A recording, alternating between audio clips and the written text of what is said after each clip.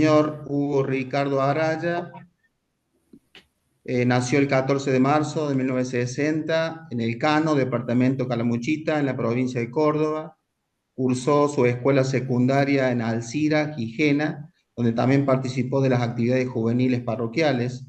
Ingresó al Seminario Mayor Nuestra Señora de Loreto en Córdoba, donde hizo su formación sacerdotal y sus estudios filosóficos y teológicos.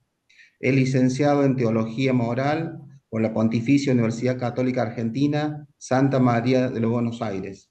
Fue ordenado sacerdote el 21 de diciembre de 1984 en Río Cuarto por Monseñor Adolfo Arana, obispo de la diócesis de Río Cuarto. Fue vicario parroquial de la parroquia Nuestra Señora de Luján y San Martín de Porres. Fue vicario parroquial de la parroquia San José, fue párroco en Santa Catalina de Siena. Durante ese tiempo también fue capellán auxiliar del batallón de Arsenal 141, José María Roja. Fue director del Instituto de Formación Laical, Monseñor Leopoldo Buteler, de Río Cuarto, también docente en este instituto desde 1991 y docente invitado en la diplomatura de Pastoral Presbiteral de Itepal, Colombia.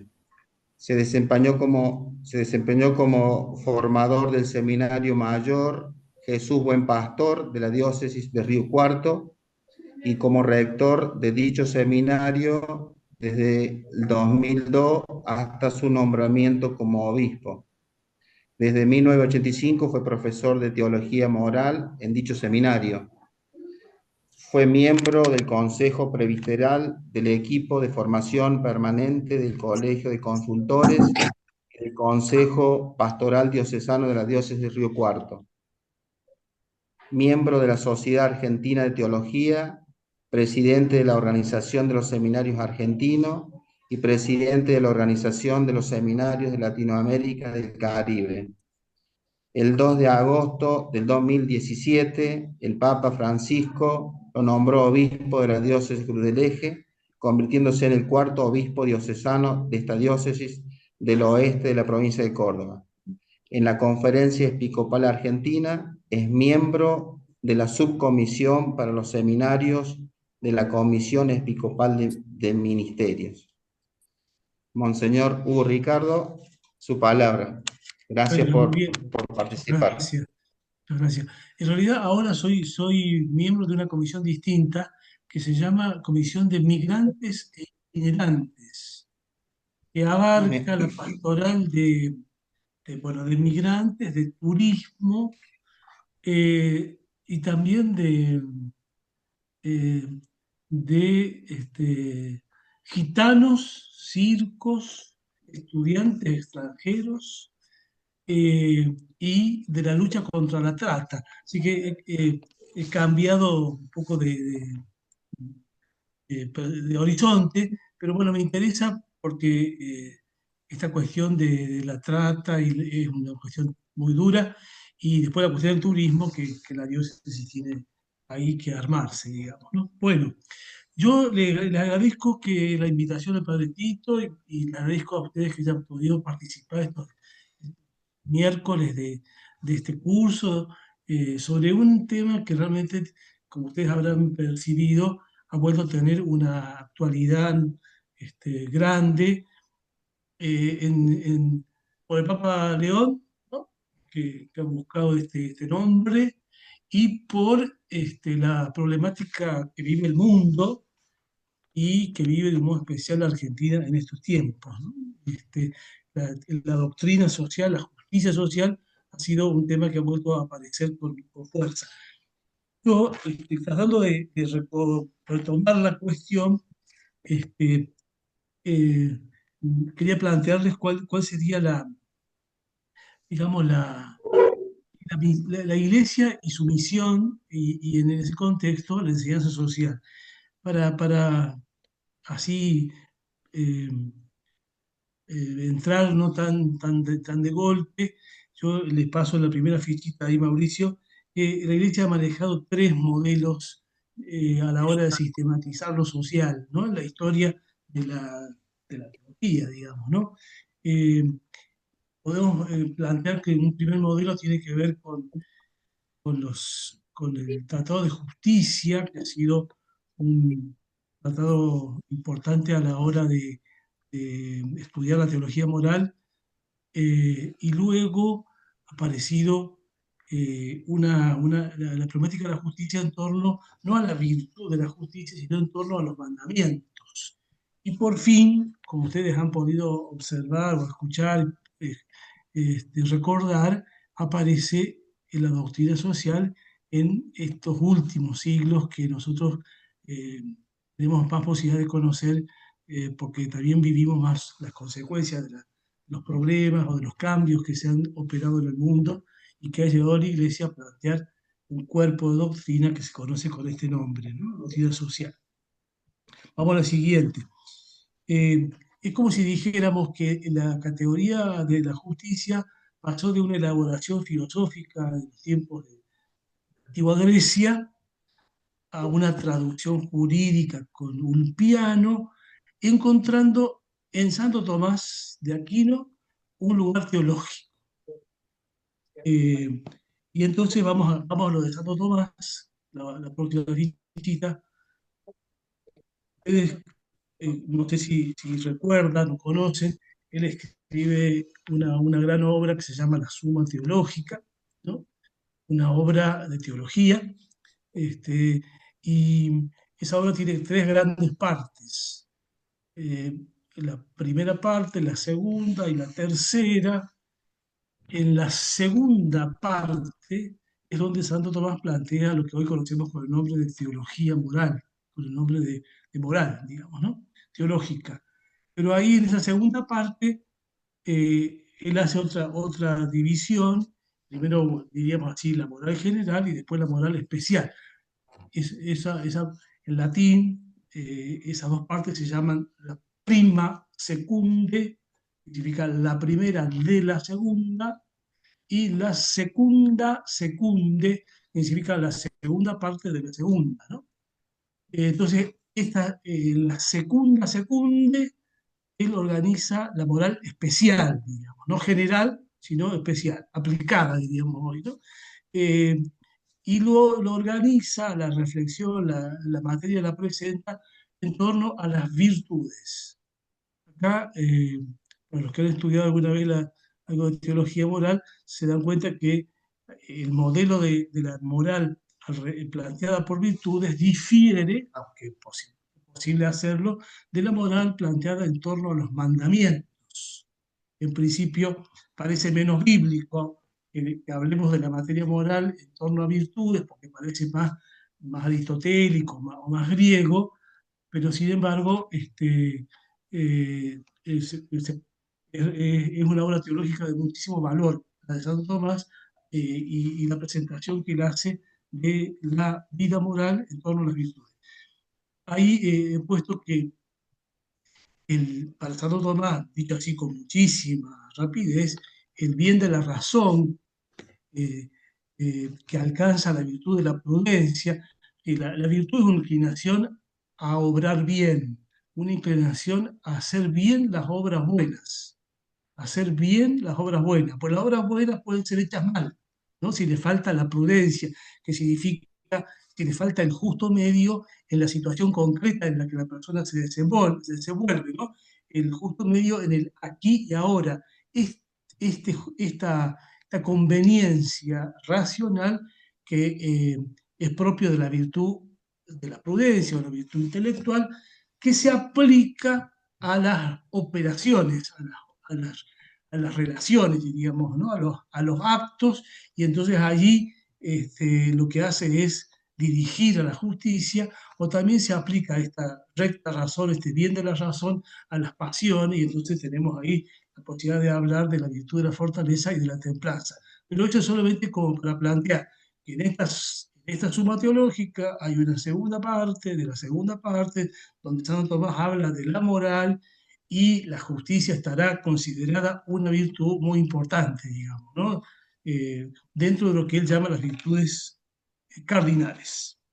Bien, si vamos a la definición muy breve, porque esto me imagino que ustedes ya lo han considerado, la justicia, según Santo Tomás, es un hábito según el cual uno con constante y perpetua voluntad da a cada uno su derecho. Bueno, Ricardo ha hablado de eso ya, yo lo retomo, ¿no? El objeto de la virtud de la justicia es lo debido, ¿no?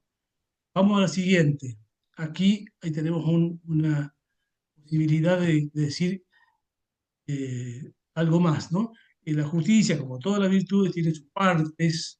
Aquí, en el concreto, digamos, Santo Tomás distingue la justicia general o legal, que nosotros la conocemos como la justicia del bien común, la justicia particular, y ahí está la justicia que regula la relación entre miembro y miembro, entre parte y parte de la comunidad, o la justicia que regula eh, perdón, de ahí tengo mal, esto distinto, ¿no? Como miembro de una comunidad, es decir, lo debido por cada uno al todo de la comunidad, o la justicia que regula la relación entre la parte con la parte, del individuo con el individuo, que sería la justicia conmutativa, ¿no? General o legal, regula las relaciones de cada uno de los individuos con el bien común, ¿no? Lo que le debe cada persona al bien de todos. Y en cambio la justicia particular o regula las relaciones entre la parte y la parte, o las relaciones de, eh, qué mal antes, ¿no? Discúlpeme que me estoy perdido. Eh, la justicia general o justicia del bien común, la justicia conmutativa, la que regula la parte con la parte, y la justicia distributiva, es lo que no he puesto ahí, ¿no? Sí, está puesto. Bueno, yo le escuché decir a Ricardo en la presentación que la justicia social es una cuarta parte. Y ahí yo los autores que conozco hacen referencia a que la justicia social estaría en todas partes o tendría que ver de un modo especial con la justicia distributiva, pero no es el caso ahora entrar en más detalle. La siguiente, Mauricio. Eso sería entonces una presentación de la problemática de la justicia, hablando de la justicia justamente como una virtud en el ámbito de la teología medieval, digamos, ¿no? Después aparece la problemática de la justicia, pero trabajada según los preceptos del Decálogo, según los mandamientos, especialmente algunos de los mandamientos, sobre todo el séptimo, perdón, ahí hay una X de más, el séptimo y el décimo, ¿no? Una justicia que regula los bienes entre las personas, entre los individuos. Y entonces, en esta época, lo que tiene mucha vigencia es sobre todo la justicia conmutativa, la justicia que regula las relaciones entre parte y parte, entre los individuos. En este sentido, la teología expresada según el esquema de los mandamientos dejó sin trabajar suficiente, profundizar, digamos, lo que sería la relación del individuo con el todo y la relación del todo con el individuo. Hizo preponderantemente una consideración de las relaciones de individuo con individuo, y en ese sentido se empobreció el tratamiento de la justicia en la teología moral. Entre otras cosas, ahí está puesto, hay una falta de crítica al sistema social vigente, porque el interés estaba puesto en regular la relación de persona con persona. Otra. Bueno, ustedes han dicho bien, ya, León XIII, 15 de mayo de 1891, Rerum Novarum, de las cosas nuevas, una de las grandes fechas de la historia de la Iglesia.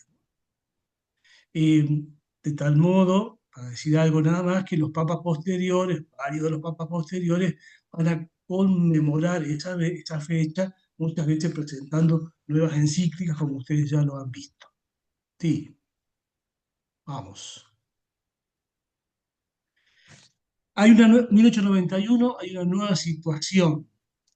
Eh, la nueva situación tiene que ver con el aumento de la riqueza y la explotación del obrero. Hay unos ricos que cada vez son más ricos y unos pobres que cada vez son más pobres. esta es la situación nueva que tiene que ver con la problemática de la revolución industrial, digamos, que trae sus ventajas, pero trae toda la problemática del, del, del- del empleado, del que trabaja, ¿no? Eh, Esta es ocasión para que la Iglesia, el Papa, se haga cargo de la situación de injusticia o de precariedad de que viven muchos explotados y haga una presentación del pensamiento cristiano y tratando de iluminar la situación de ese momento, ¿no? Y a la vez hay una nueva autocomprensión de la misión de la Iglesia, que en estos tiempos diríamos que es una comprensión, autocomprensión que se cae en la cuenta de su finalidad misionera, ¿no? Ella está para evangelizar, su naturaleza es evangelizar, ¿no? Y, y en ese sentido capta mejor que en otros tiempos su responsabilidad histórica. Bueno, vamos.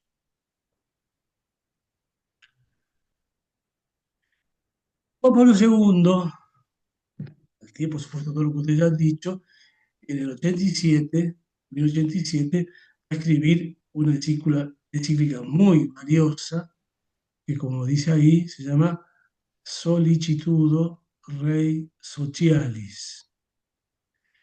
Es ahí, como ustedes han visto, el Papa dice, la doctrina social de la Iglesia no es pues una tercera vía entre capitalismo liberal y colectivismo marxista.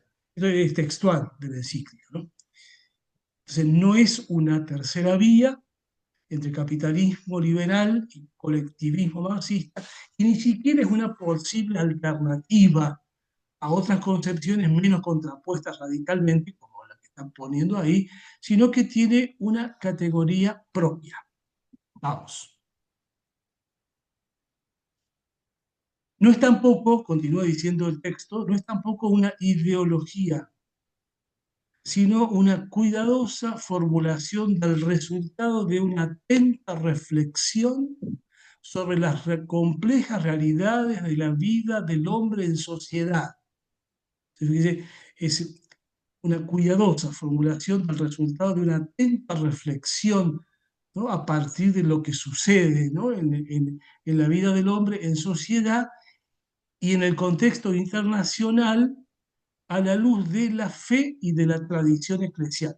Ahí está señalando las fuentes esta reflexión, ¿no? Esta formulación cuidadosa que ha conseguido hacer la doctrina social de la Iglesia. Seguimos. Dice Juan Pablo II, su objetivo principal es interpretar esas realidades examinando su conformidad o diferencia con lo que el Evangelio enseña acerca del hombre y su vocación terrena y a la vez trascendente, examinar la conformidad de esas realidades sociales a la luz del Evangelio, que enseña, de la luz del Evangelio y de lo que enseña acerca del hombre y su vocación terrena a la vez trascendente para orientar en consecuencia la conducta cristiana. Se me ven a mí. No, acá no. ¿Me ves? Entonces, ahí quiero apuntar que el Papa dice lo que enseña el Evangelio acerca del hombre y su vocación. La vocación del hombre es una sola, lo vamos a decir después, ¿no? No es que tenga dos vocaciones, una terrena y otra trascendente, pero ahí está como distinguiendo las dos cosas, dice a la vez trascendente, ¿no? Bien, seguimos.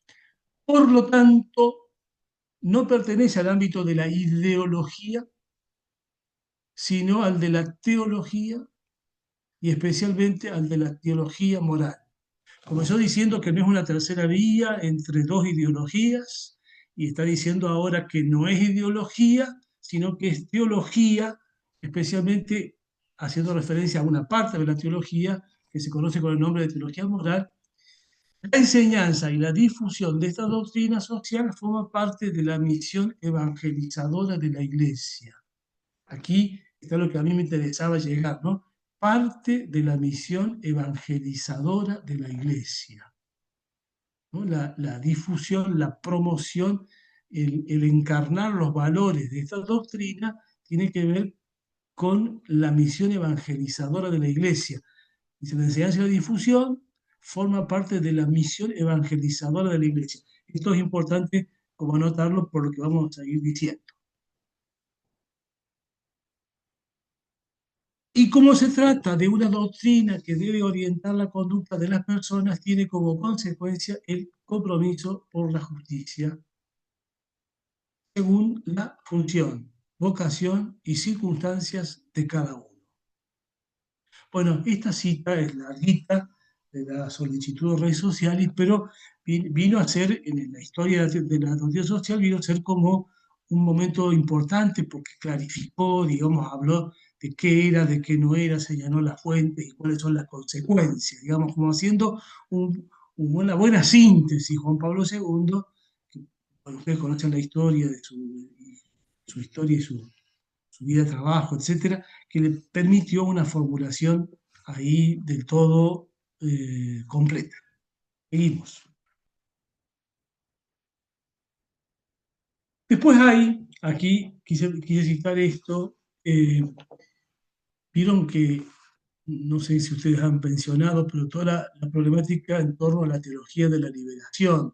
En su momento hubo dos instrucciones sobre la libertad cristiana y la liberación, ¿no?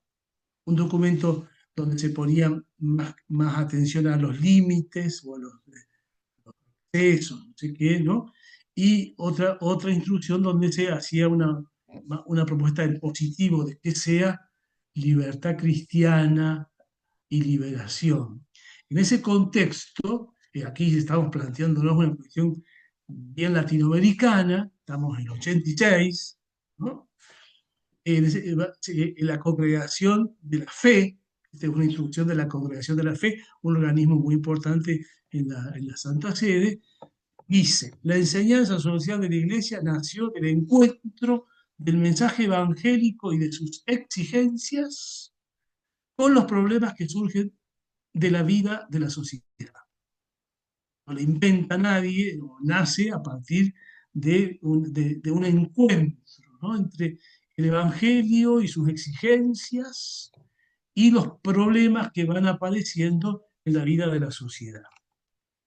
Se ha constituido en una doctrina, en un cuerpo de enseñanzas, ¿no? La doctrina utilizando los recursos del saber y de las ciencias humanas. Antes habíamos dicho que tenía que ver con la tradición cristiana, ¿no? El Evangelio y la tradición cristiana. Ahora se dice que se han utilizado recursos del saber humano, del saber filosófico y también del saber de las ciencias humanas. Justamente, bueno, la teología de la liberación tenía toda una problemática porque la lectura que se hacía de la realidad se hacía solo desde la sociología, por ejemplo, y no de otros saberes, ¿no? Era una lectura que no tenía suficiente mediación de la historia o de la cultura, por ejemplo. Eso hace que en América Latina se diferencien distintas líneas de teología de la liberación. Pero bueno, el tema es que también hay que ver adecuadamente cómo se integra en el saber teológico el saber que aporta las ciencias positivas, las ciencias modernas, ¿no? Bien, dice, se proyecta sobre los aspectos técnicos de la vida y toma en cuenta los aspectos, perdón, se proyecta sobre los aspectos técnicos de la vida y toma en cuenta los aspectos técnicos, eso quise decir, de los problemas, pero siempre para juzgarlo desde el punto de vista moral. Aquí seguimos con la misma línea que había dicho Juan Pablo II, de que se trata no de ideología, sino de teología moral. Por eso proyecta su luz sobre problemas técnicos, pero lo hace siempre no como técnico, no desde la técnica, desde otra técnica, de otro saber técnico, sino desde la formulación de la luz de la teología moral. Sí, seguimos. Esta enseñanza, sigue diciendo la instrucción de la Congregación de la Fe, esta enseñanza orientada esencialmente a la acción, pero por eso alguna vez se llamaba doctrina, otras veces se llamaba enseñanza, ¿no? Porque se decía, se queda mucho en principios, bueno, ya ustedes habrán contado esa diferenciación histórica, pero esta enseñanza que está orientada esencialmente a la acción, se desarrolla en función de las circunstancias cambiantes de la historia. Por ello, aunque basándose siempre en principios válidos, comporta también juicios contingentes. Es una enseñanza que contiene principios siempre válidos, pero también juicios contingentes, es decir, que pueden ser modificados a partir de otros problemas o de otros saberes. Por eso, está bien, no es un sistema cerrado, sino que es un pensamiento abierto de la doctrina social de la Iglesia. Lejos de constituir un sistema cerrado, dice la misma instrucción, queda abierto permanentemente a cuestiones nuevas que no cesan de presentarse. Requiere además la contribución de todos los carismas, experiencias y competencias.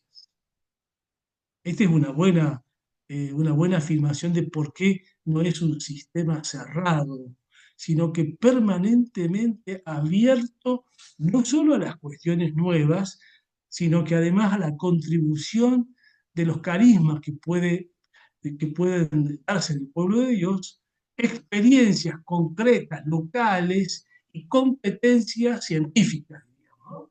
Entonces, no es una apertura declamada simplemente, sino que es una apertura que señala por dónde es que se pueden ir haciendo juicios contingentes modificados a partir de principios válidos universales.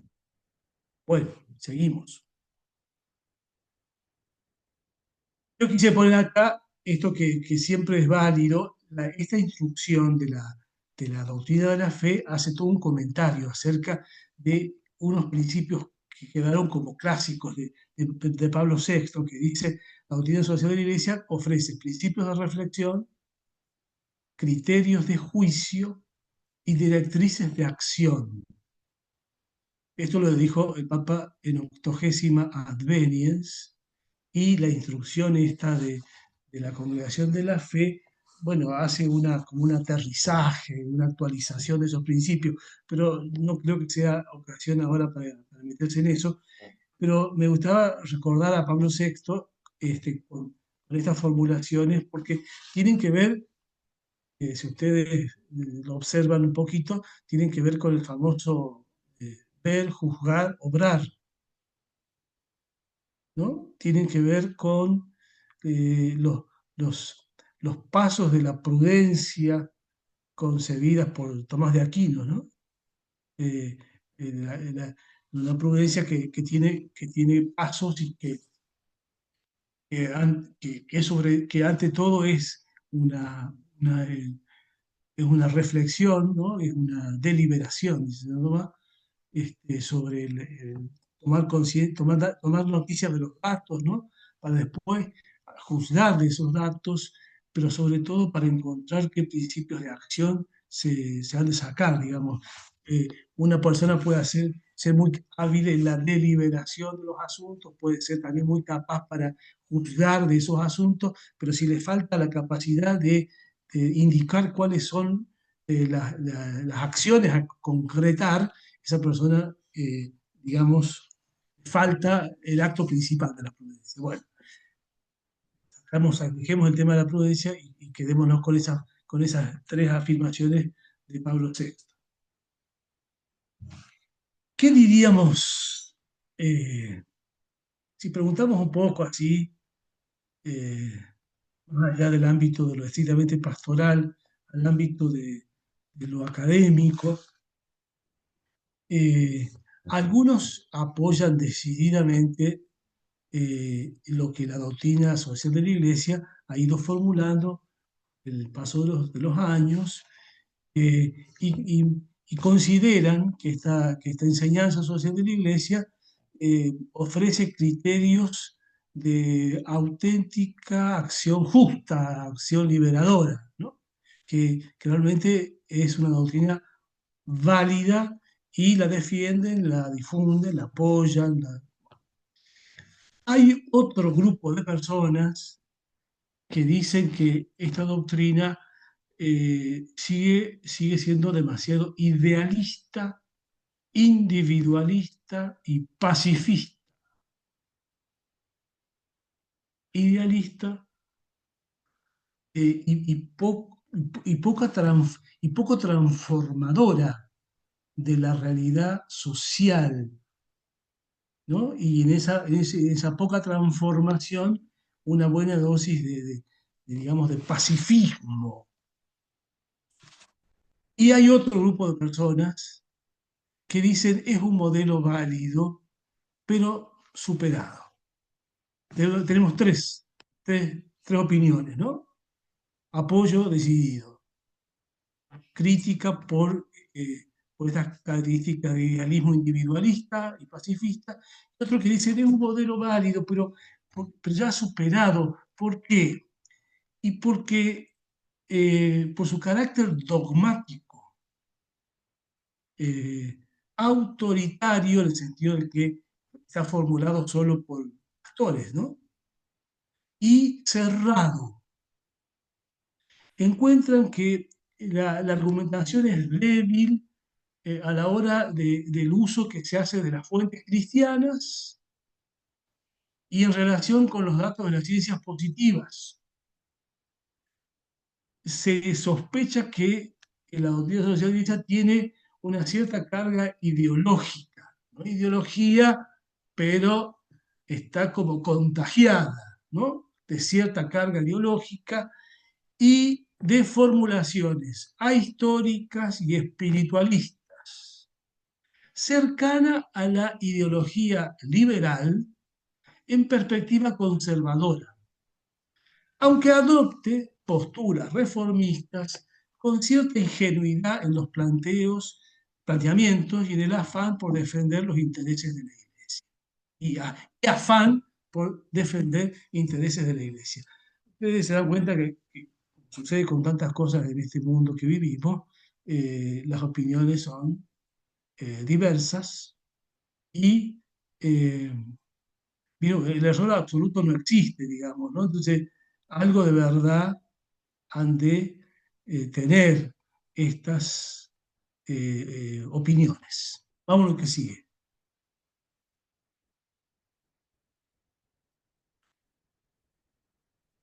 Es cierto que tiene límites la enseñanza social de la Iglesia, ¿no? Este, hemos dicho recién que no es ideología, es teología moral. Una teología moral que, aunque tenga siempre principios válidos, va haciéndose cargo de juicios cambiantes, ¿no? Contingentes según un montón de circunstancias. Pero estas limitaciones no pueden negar la necesidad que se tiene de ella, el aporte que ha hecho y hace de principios orientadores de la conducta humana, social, a la luz del Evangelio, siendo fruto ella de la experiencia eclesial en su servicio a la humanidad a lo largo de siglos, ¿no? Es una reflexión a partir de una praxis eclesial comunitaria que se ha ido gestando como servicio a la humanidad a lo largo de siglos. ¿Ustedes han leído alguna vez o han escuchado alguna vez hablar de Gustavo Gutiérrez, teólogo de la liberación peruano? Él planteaba que la teología, también la teología moral, era acto segundo. Acto segundo. La reflexión es un acto segundo, la teología es un acto segundo. ¿Cuál era lo primero? Y lo primero era el compromiso, la oración y el compromiso, ¿no? Este es lo primero en la vida de un cristiano. La oración y el compromiso. Solo después el que reza y se compromete tiene derecho a reflexionar. Bueno, la teología, la doctrina de la Iglesia, podemos decir que encaja con esta formulación que planteaba él para toda la teología, ¿no? Que una cuestión más amplia y más discutible, pero es una reflexión hecha en un segundo momento, porque primero hay una experiencia, ¿no? Bien, pasemos a otro.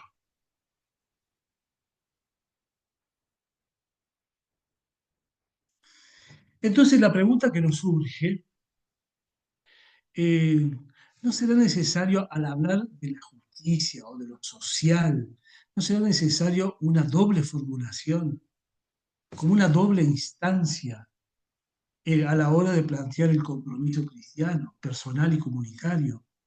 Entonces, si fuera, la respuesta fuese sí, es necesaria una doble formulación, diríamos que entonces la doctrina social es válida y la necesitamos en cuanto a expresión del magisterio, pero que además necesitamos de la formulación de lo que llamaríamos la ética social cristiana, la ética, la moral social cristiana, que busca iluminar situaciones concretas y variadas, ¿no? Que van sucediéndose. Entonces, como que lo justo y lo social ameritan de una doble formulación, de una doble instancia, una del magisterio, otra la formulación de la teología. Y encontramos una cosa que ya la sabemos, digamos, de siempre, ¿no? Que el magisterio no agota el carisma de la teología, ¿no? El saber teológico no consiste en repetir y explicar el magisterio. Tiene que hacerse cargo de la escritura y de la tradición, que son fuentes de la revelación, y también del magisterio, ¿no? Pero también es un carisma que Dios da a algunos, el de encontrar iluminaciones en el mundo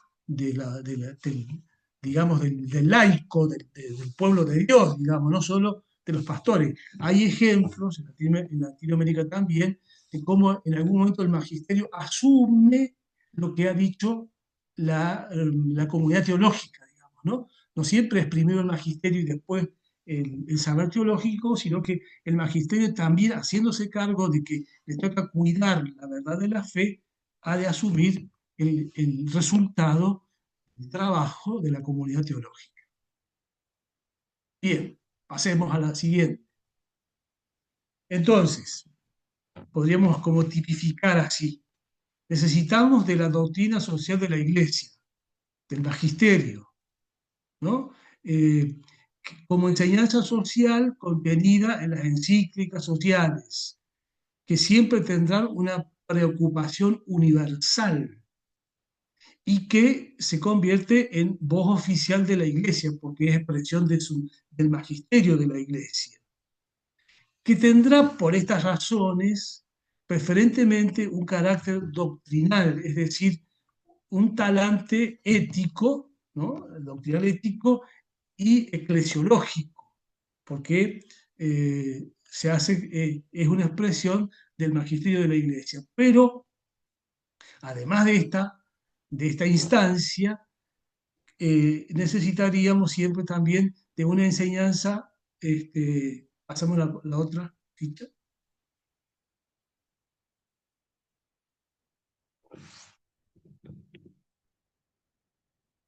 La otra instancia que sería la de la ética social cristiana, que es una reflexión ético-moral en el proceso social particular de cada época y de cada país, ¿no? Entonces hablamos de la teología africana, de la teología europea, de la teología latinoamericana, ¿no?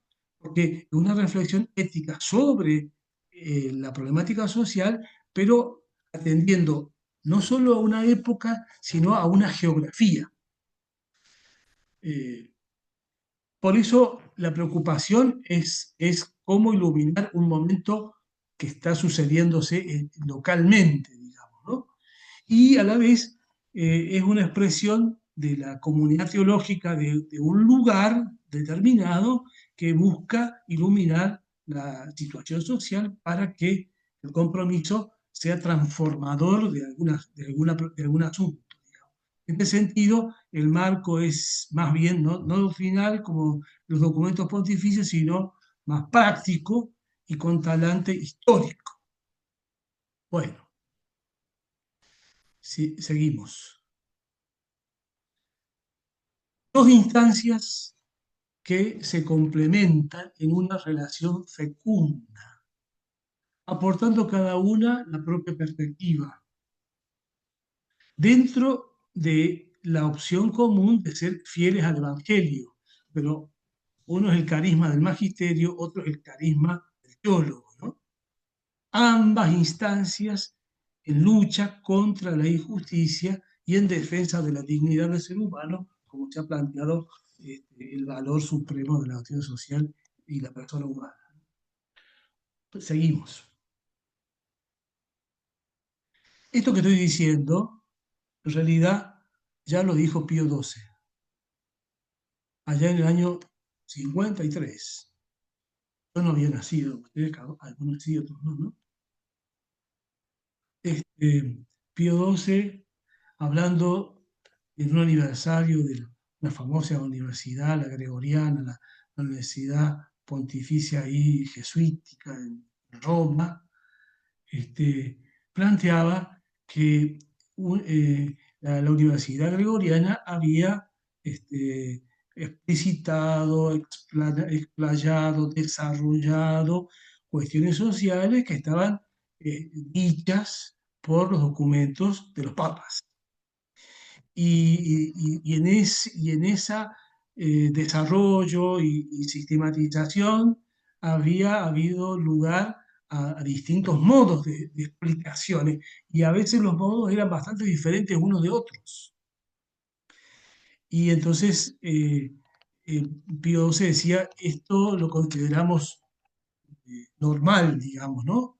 Lo consideramos absolutamente necesario, pero hemos de procurar que la verdadera y genuina doctrina social de la Iglesia no se confunda con las diversas opiniones propias de cada escuela. Son dos cosas que siempre hay que distinguir muy bien, ¿no? La fe, la doctrina de la fe y las escuelas teológicas que hacen crecer en el conocimiento de la verdad. Seguimos. Bueno, ustedes conocen, me imagino, el compendio de la doctrina social de la Iglesia. Yo tengo este ejemplar, ¿no?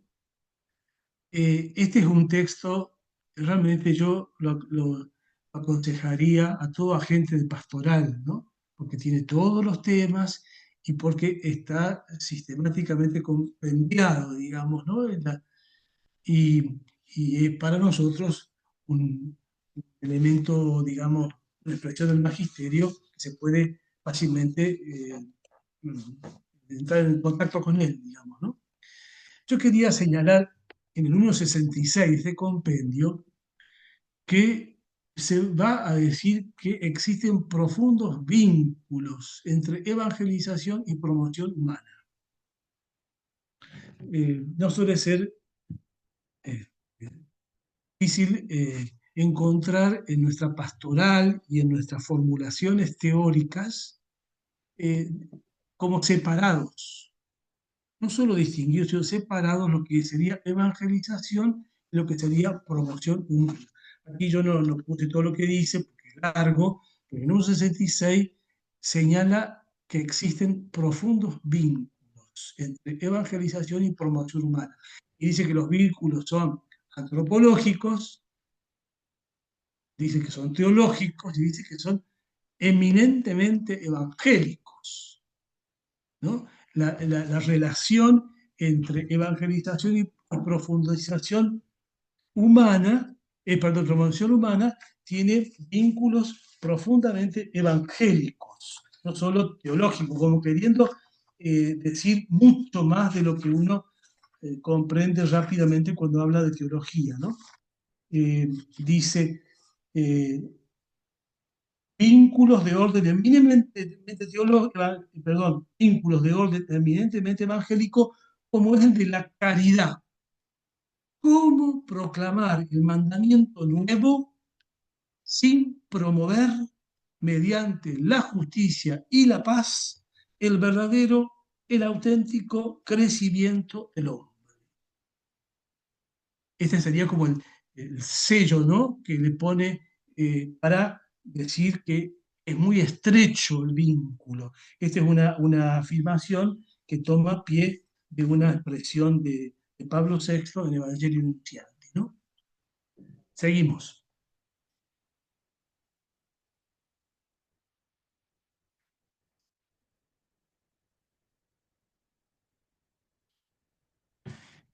Nosotros tenemos el Magisterio del Episcopado Argentino, un documento de 1990 que aparece con ocasión de la nueva evangelización. Después viene Navega Mar Adentro, pero antes, este documento, que tiene toda una historia bastante interesante, fruto de una consulta que se hace en las comunidades cristianas, la hacen los obispos, pero después de haber consultado, ¿no?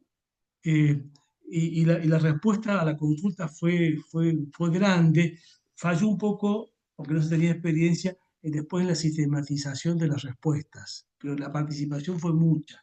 Bueno, en estas líneas pastorales para la nueva evangelización hay un número que es el número 22, que es como central en ese documento, porque se dice ahí, eh, nosotros estamos insistiendo en una línea que llamamos global.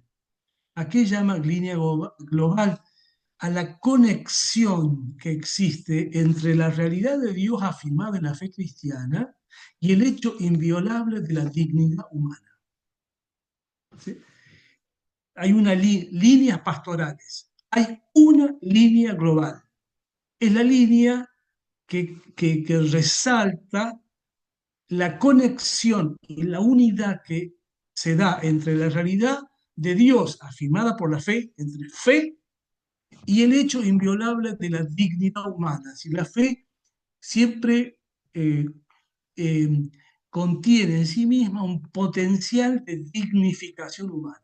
Este sería lo que llama la línea global. Y entonces el número 22 va a afirmar que predicación y promoción han de ser presentadas, no han de ser presentadas de forma disociada, como dos líneas paralelas, que ambas son pertenecientes a la misma y única misión evangelizadora. Predicación de la fe y promoción humana, ambas pertenecientes a la misma y única misión evangelizadora. A mí me parece que este número 22, que señala, no que es importante la fe y la promoción, sino señala que hay conexión entre fe y promoción, que no se puede pensar como paralelas, ¿no?, la predicación de la fe y la promoción de la humana, porque están unidas. Y los obispos argentinos en el 90 van a señalar un documento que ustedes seguramente han citado, que es el documento de San Miguel. ¿Se acuerdan? Eh, el Vaticano II, la Popular Progresio, Medellín, San Miguel, hablando de un magisterio universal con fuerte impronta europea. Después Pablo VI, que quiere hacerse cargo de los pueblos más pobres y entonces elabora la Popular Progresio. Eso tiene una lectura hecha en América Latina, eso es Medellín, y una lectura de Medellín, digamos, hecha en Argentina en esos años 1969, que como nacimiento, fructificó en el documento que conocemos como el documento de San Miguel. Ahí se dice que la vocación del hombre es una sola y la única misión de la Iglesia es salvar integralmente al hombre. Acá está como resumido, pero a mí me pasó siendo cura joven haber descubierto que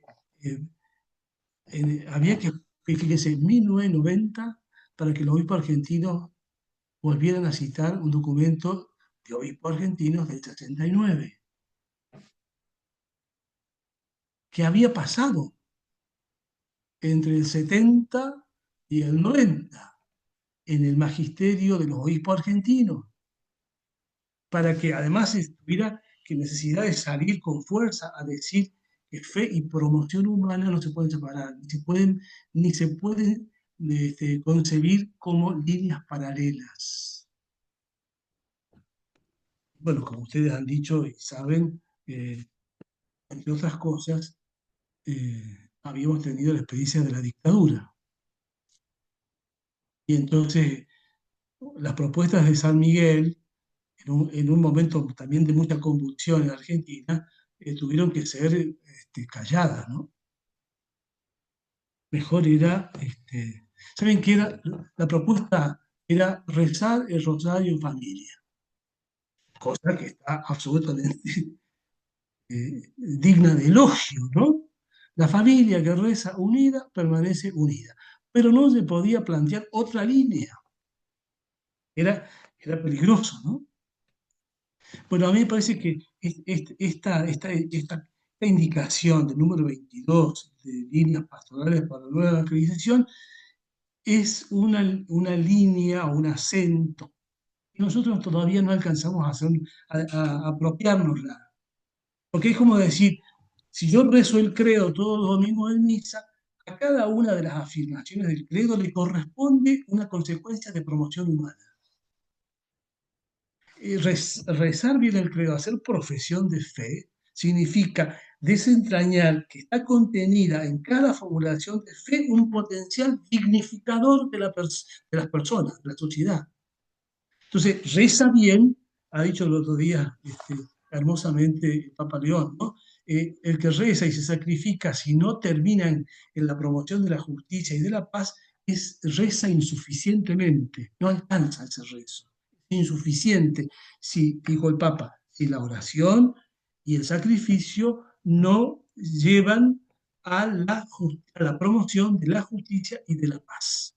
Bueno, es esto que se ha señalado, ya decíamos en el compendio de Dios social de la Iglesia, está dicho en Argentina por los obispos argentinos con mucha claridad, pero me parece que, bueno, sé, tenemos tantos asuntos que conversar que perdemos de vista que esta es la línea.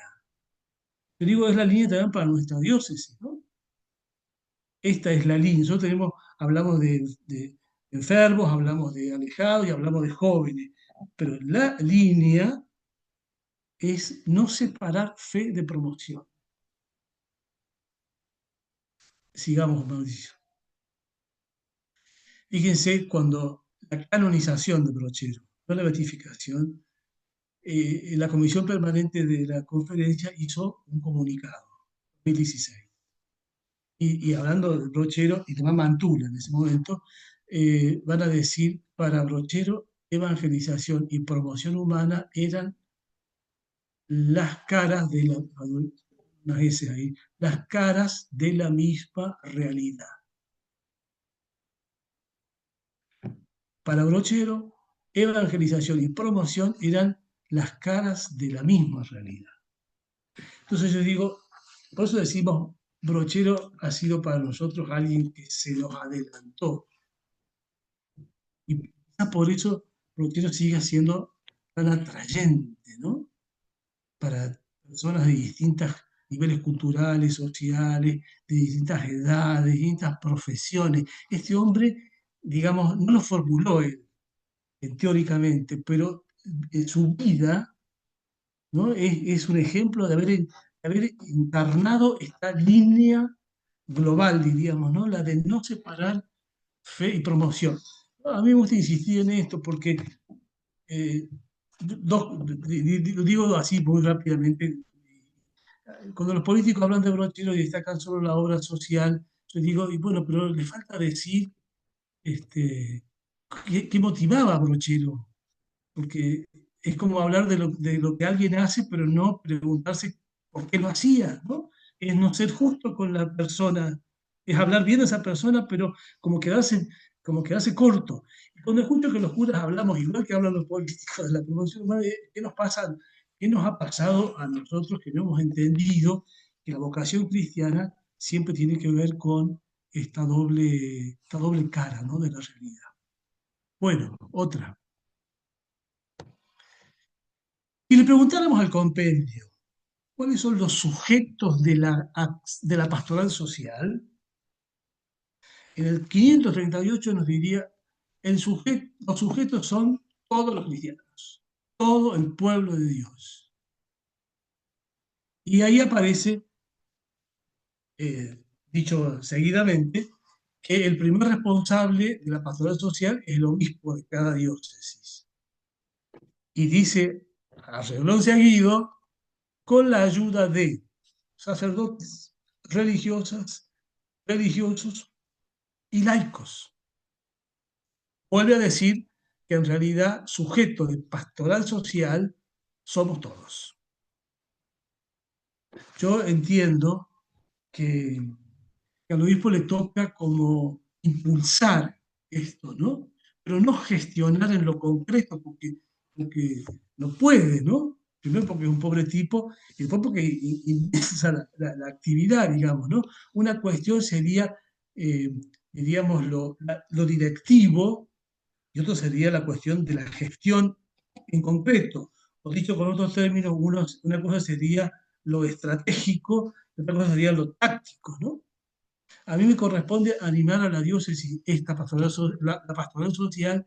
En este sentido, bueno, un desafío que a mí me moviliza y busco la manera de darle curso, ¿no? Pero me doy cuenta que yo tengo que entusiasmarlos a ustedes, digamos, tengo que hablar con ustedes y relacionarme con ustedes para ver cómo cada uno, fíjese, cada cura, cada religiosa, las religiosas tienen en este ámbito de lo social la posibilidad de hacer maravillas. Una mujer consagrada puede hacer en respecto a la promoción humana cosas como hacen las mujeres consagradas, digamos, ¿no? Y los laicos, por eso vamos ahora a los laicos, y la otra es física. Compromiso del laico. El compendio de la doctrina social va a decir que el mundo de compromiso laical es el mundo de la familia, del trabajo, de la cultura, de la ciencia, de la investigación, que su mundo de compromiso, el mundo de compromiso laical son todas las responsabilidades sociales, económicas y políticas. El número es todavía más amplio porque plantea lo personal, lo social, lo coyuntural, lo institucional, lo ambiental. A mí me parece que si decimos social, económico y político, estamos señalando. Entonces, lo que decimos siempre, nuestro compromiso tiene que ver con ayudar al cura en la misa y otras cosas, ¿no? Propias de su ministerio litúrgico. Pero el ámbito propio del compromiso laical es la familia y el trabajo. Son dos ámbitos eh, que no pueden ser olvidados o no sé qué, ¿no? En el mundo del bautizado, digamos, ¿no? Y los curas yo creo que los curas promocionamos al laico cuando lo ayudamos, cuando le acompañamos, para que él tome la responsabilidad que le toque en el mundo del que no puede irse si quiere ser fiel a su bautismo.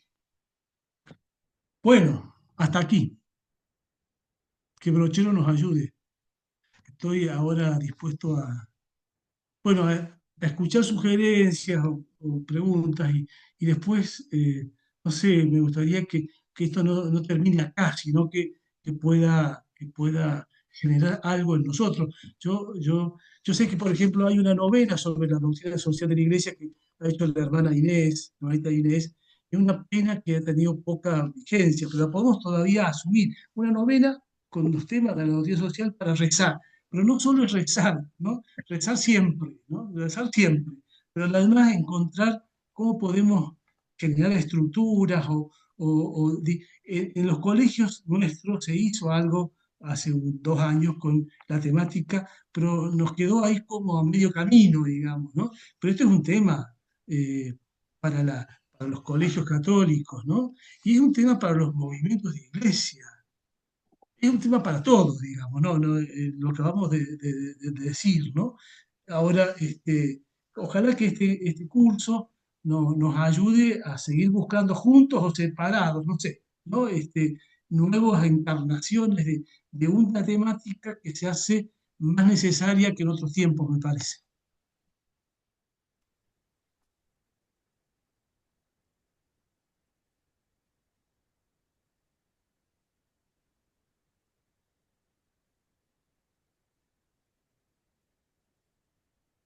escucho.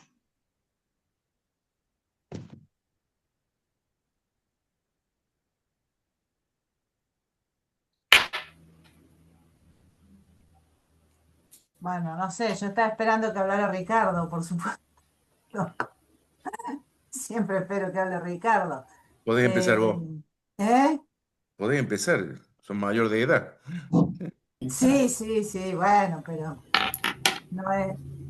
Sí, realmente voy a decir que, bueno, siempre digo que agradezco esta invitación porque ha sido, además personalmente, ¿no? De volver a estudiar estos temas y sí.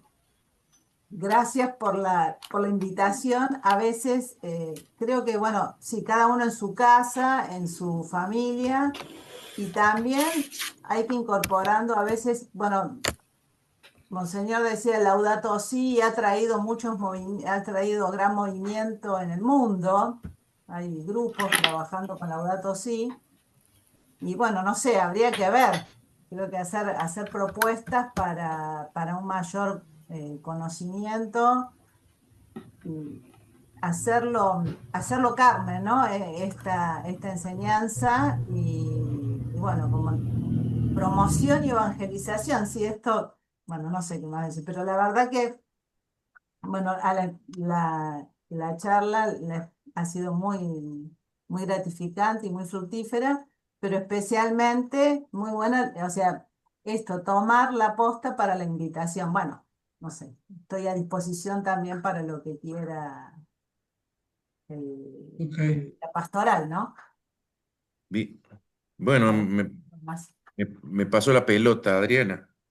En Sí. realidad, en realidad, nosotros hemos dado algunos pasos en alguna época, ¿no?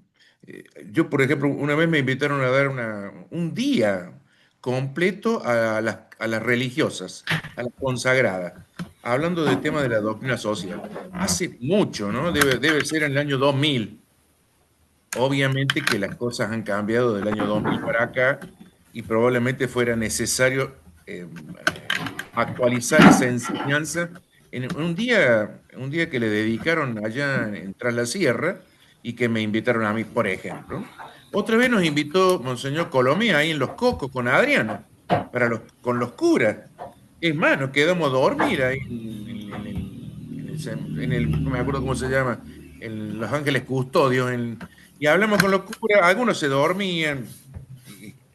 Bueno, hicimos algún trabajo de grupo en su oportunidad. También creo que estoy hablando para el año 2000 algo. Ha pasado mucho tiempo, ¿no? Porque obviamente que, y esta es la responsabilidad que, como bien dice el señor obispo, Te es lo que parió. nos toca a ¿Cuánto la nosotros, pesco?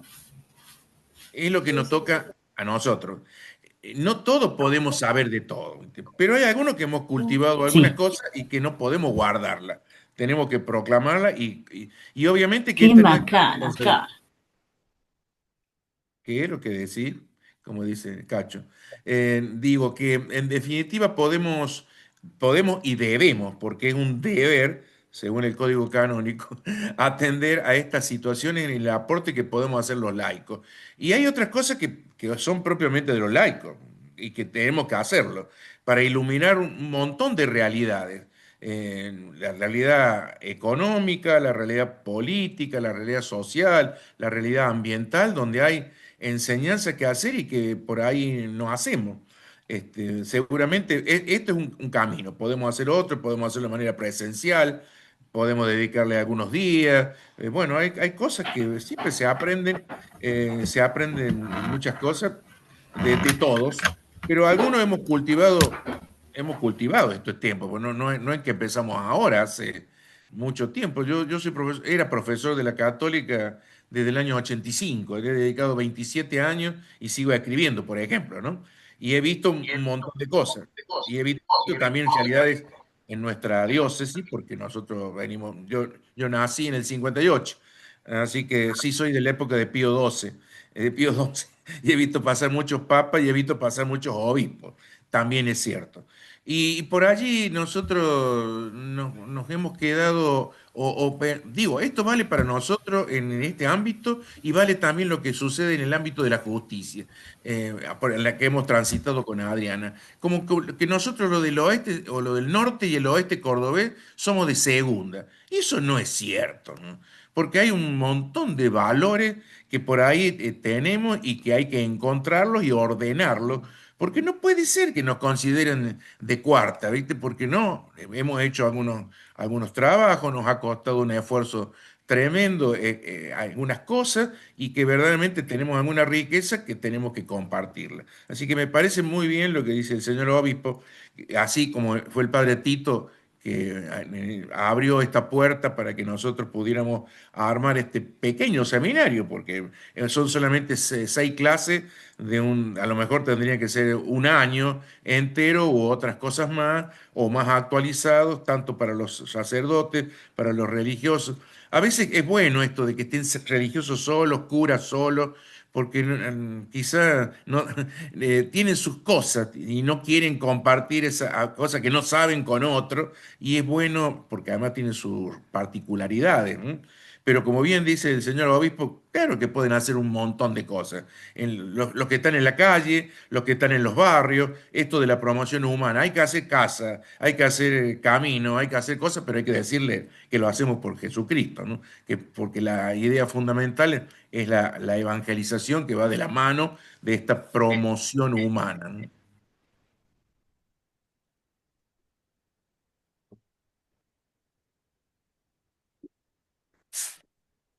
Bueno, un tiempo hermoso ha sido este seminario. Un agradecimiento al cierre que nos ha hecho el obispo, que no es cierre, sino me parece que también apertura a un nuevo momento, un nuevo kairos de Dios en nuestra diócesis, ¿no?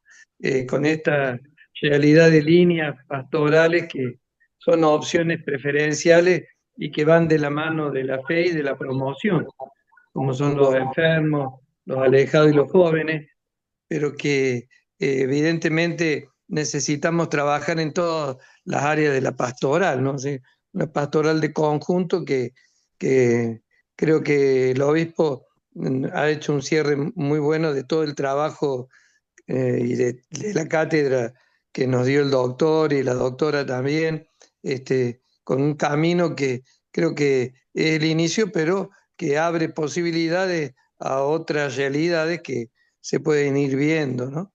Y, y como bien lo expresaba el obispo, el responsable primero es él, pero siempre está con aquellos que para todo el pueblo de Dios es el objeto de este trabajo de unir la fe y la experiencia, el testimonio, la promoción humana. Entonces, es maravilloso que lo podamos seguir haciendo y entusiasmándonos unos con otros, ¿no? El camino del compendio de la doctrina social está como a nuestra mano, a nuestra disposición para seguirlo trabajando y con las iniciativas que vayan surgiendo, ¿no? También es una realidad interesante porque por este medio no solo somos de nuestra diócesis los que hemos participado, ha habido muchos que son de distintos lados, alguna gente conocida, de Rosario, del sur del país, de otros lados, que también es interesante porque nuestra iglesia particular se abre a una dimensión también mayor, que es una exigencia también de este tiempo. Así que me parece muy, muy gratificante, ¿no? Y agradecerle una vez más al padre obispo por este cierre también, que como decimos, es el comienzo de una etapa de camino nuevo en nuestra diócesis para seguir ahondando este tema de la fe y de la promoción, que lo tenemos como, como ejemplo maravilloso al santo cura que realmente se adelantó, como dice el obispo, a nuestros tiempos y a lo mejor sin sistematizar tanto, él fue directamente al grano, como decimos vulgarmente. Así que maravilloso que lo podamos hacer así, ¿no? Así que muchas gracias al padre Sí, obispo y al también. doctor Seco y a la doctora Damiani por la colaboración y a todos los que han participado, porque esto es una alegría, este comienzo en este trabajo junto de la pastoral social que está integrado a la pastoral de toda la iglesia de nuestra diócesis. Sí, gracias Tito, también a vos, ¿no? Por haber tomado la iniciativa, por darte cuenta de que este tema podía generar en nosotros interés y maduración. Yo también me gusta lo que dice el doctor Seco, porque ha habido momentos en la diócesis en que esto estaba presente, digamos, ¿no? Yo tengo de oídas varias cosas, ¿no? Eh, por eso, esto que es nuevo, en realidad también tiene que ver con volver a retomar logros o intereses o búsquedas que ya hace tiempo se tenían, digo, ¿no? Y coincido también con el doctor de valorar los talentos del noroeste cordobés, ¿no? Yo creo que no hace falta que otros nos lo digan, tenemos que nosotros ser conscientes de lo que hemos recibido, ¿no? Y inclusive lo que hemos recibido con el aporte de gente que vino de otros lados, ¿no? Largo, pero a veces que unirnos en la defensa de la casa común, ¿no? Una casa que, bueno, ya han hablado ustedes, ¿no? De todos, etcétera, eh, y unirnos en la valoración de lo comunitario que tenemos, de los de siempre y los de que vienen de afuera, digamos, ¿no? La valoración de lo que significa el arte, ¿no? En todas sus formas, digamos. Tenemos muchos puntos de contacto muy ricos para seguir trabajándolos y yo creo que también a partir de cosas que, a ver, ¿cómo podríamos seguir reflexionando? A partir de cosas que hemos vivido, que vivimos o que son desafiantes. Yo planteaba Laudato Si porque en el oeste Ecuador tenemos asuntos que ameritan discernimiento, ¿no? Escuchando voces diversas, ¿no? Pero no nos podemos quedar como atrás, digamos, tenemos que tener una propuesta, ¿no? Yo digo, yo tiro la voto sí, me gustaría, pero no solo en el norte de la diócesis, sino en toda la diócesis, ¿no? Los dejo a ustedes, los más técnicos, para que le den forma, digamos, si así parece que viene bien. Bueno, muchas gracias. Que Dios los bendiga, ¿no? Que el cura Brochero nos siga animando e inspirando a todos.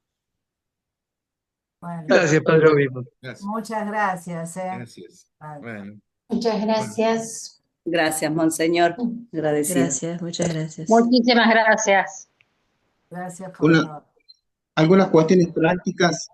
Ahí vamos a compartir la grabación de la charla de Monseñor y la plataforma va a seguir vigente para que ustedes puedan aprovechar el material que cada disertante va subiendo.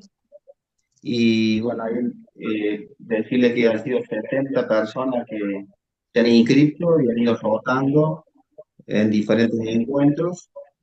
Y lo bueno es que se aprovechó la modalidad de que se puede escuchar también de forma diferida. Y próximamente ya el padre Tito nos avisará cuando estamos comunicando para hacer las certificaciones también a los participantes. Bueno, bueno. Gracias. Gracias, gracias. Hasta Gracias. luego. gracias. Muchas gracias. Muchísimas Chao. gracias y hasta luego.